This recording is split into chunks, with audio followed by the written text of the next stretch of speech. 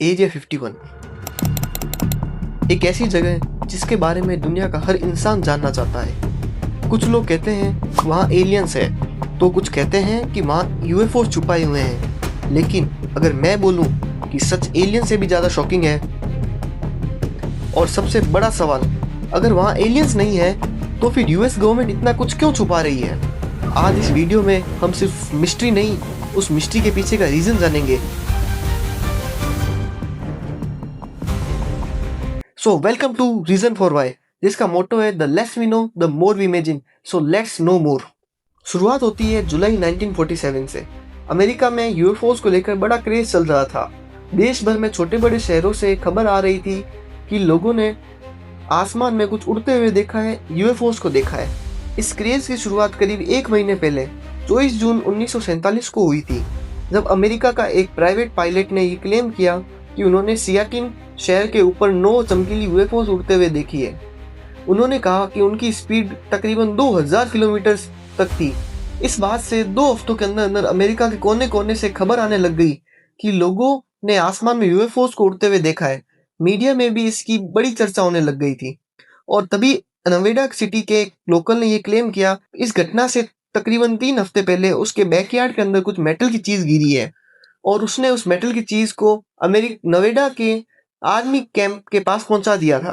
Area 51 नवेडा desert के बीच में एक हाईली क्लासिफाइड मिलिट्री बेस है।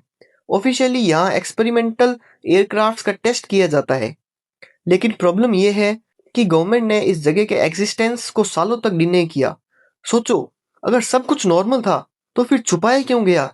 दुनिया से इस जगह के बारे में जानकारी क्यों नहीं मिली? एरिया 51 के आसपास जाना इलीगल है। वार्निंग बोर्ड्स पर लिखा होता है डेडली फोर्स ऑथराइज्ड, जिसका मतलब होता है अगर आपने उस एरिया 51 अंदर घुसने की कोशिश करी तो आपने जान से हाथ गवा बैठोगे। मतलब अगर तुमने एक लाइन क्रॉस करी तो तुम्हारी लाइफ खत्म हो सकती है। और सबसे क्रीपी बात, वहां गार्ड्स दिखते नहीं, पर तुम्हारे ऊपर 2400 घंटे नजर रखते हैं अगर तुमने उस एरिया के अंदर कदम रख दिया तो। लोग कहते हैं एरिया 51 में एलियंस की बॉडीज रखी हुई है, यूएफओस का रिसर्च होता है, ह्यूमंस और एलियंस के बीच में एक्सपेरिमेंट हो रहा है। और जब मिस्ट्री ज्यादा होती है तो इमेजिनेशन भी ज्यादा पावरफुल हो जाती है। जैसे कि the less we know the more we imagine. अब साल आता है 1989। एक आदमी सामने आता है बॉब लेजर नाम का। उसने क्लेम किया कि उसने एरिया 51 में काम किया है और वहां उसने देखा नो एलियंस स्पेसक्राफ्ट। उसने बोला उन्हें चलाने के लिए यूज होता है एलिमेंट 115, जो पीरियोडिक टेबल के 115 नंबर पे आता है। उस वक्त ये एलिमेंट एग्जिस्ट ही नहीं करता था, जैसा मानो कि ये कोई दूसरे प्लेनेट से लाया गया हो। लेकिन बाद में साइंटिस्ट ने इसकी डिस्कवरी कर ली। एरिया 51 के आसपास लोगों ने स्काई में कुछ स्ट्रेंज लाइट्स देखी है। लाइट्स जो फिजिक्स के रूल को फॉलो नहीं करती, कभी इंस्टेंट टर्न, कभी इम्पॉसिबल स्पीड। क्या ये यूएफओस है या सीक्रेट एयरक्राफ्ट्स?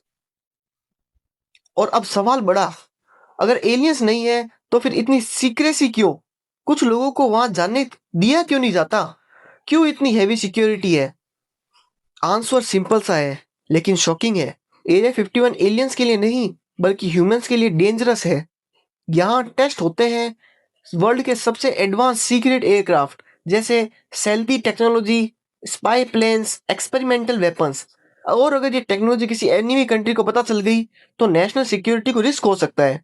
इसलिए गवर्नमेंट ने एक परफेक्ट डिस्ट्रैक्शन क्रिएट किया एलियंस का, ताकि लोग सच के बजाय कहानियों में उलझे रहे। तो नेक्स्ट टाइम जब भी तुम एरिया 51 के बारे में सोचो, एलियंस के बारे में नहीं, बल्कि ये सोचो कि तुम्हें क्या दिखाया जा रहा है और तुम क्या सोच रहे हो और क्या छुपाया जा रहा है। बिकॉज हर मिस्ट्री के पीछे एक रीजन होता है। That is the reason for why. Thank you very much for watching.